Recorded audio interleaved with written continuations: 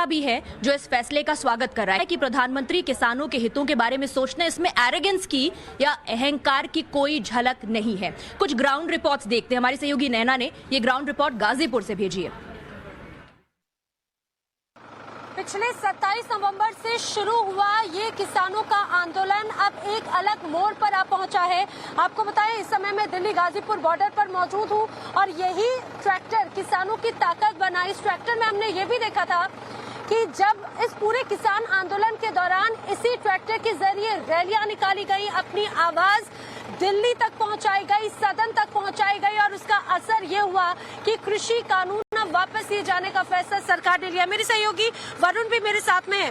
वरुण, इस पूरे प्रदर्शन को, इस आंदोलन को किस तरीके से देखते हैं? देखो, बिल्कुल अगर समझिए तो क्या कुछ नहीं देखा है हमने। वो 26 जनवरी भी देखी थी, उस पे समझिए आप क्या कुछ हुआ था किसान आंदोलन पे।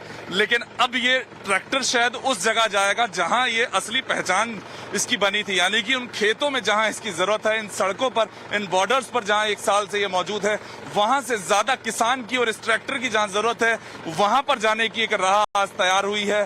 प्रधानमंत्री ने खुद आकर कहा है कि वो कानून जो थे वो वापस लिए जाएंगे, किसानों के हितों में हम और अच्छा काम करेंगे और नई चीजें लाएंगे। तो आज वो ऐतिहासिक दिन है, 19 जो नवंबर है, वो शायद किसान अब नहीं भूल पाएंगे। एक उनकी भी लड़ाई थी, तपस्या थी, लेकिन सरकार भी अब तैयार है कि हर तबके को हम खुश रख पाए। बिल्कुल, आप जरा बताइए कहां से आए हैं और कब तक आप लोगों ने इस आंदोलन को आगे बढ़ाया है? हम उत्तराखंड से आए हैं। हम एक साल हो गया है आए को। 1 साल से आंदोलन कर रहे हैं।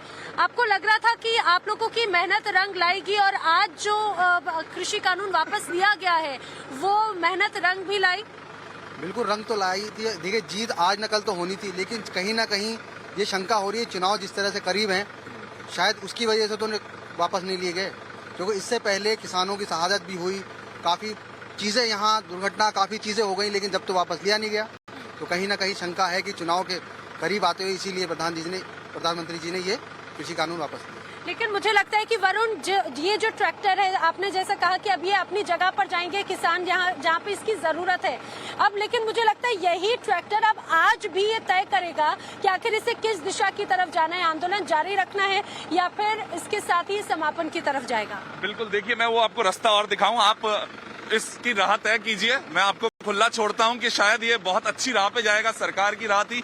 तो इस वक्त वो राह हम ढूंढने की कोशिश कर रहे हैं, आपको लगातार समझा रहे हैं। लेकिन गाजीपुर बॉर्डर पर क्या हुआ वो हम आपको फिर से बताएं। 27 नवंबर 2020 को किसान आते हैं, अपनी मांगों को लेकर आते हैं। आपको मैं एक बार फिर से दिखाऊं कि किस तरह का जो माहौल था वो यहाँ पर तैयार हो गया था। ये माहौल नहीं एक गांव मानिए, कि एक विलेज मानिए, यहाँ पर किसान बहुत बड़ी संख्या में रहे। उन्होंने 1 साल तक लगातार उन जो कानूनों को लेकर उसके खिलाफत की जो बात करी थी, आप सोचिए कि उनको वापस लिया जाए, बात की जाए।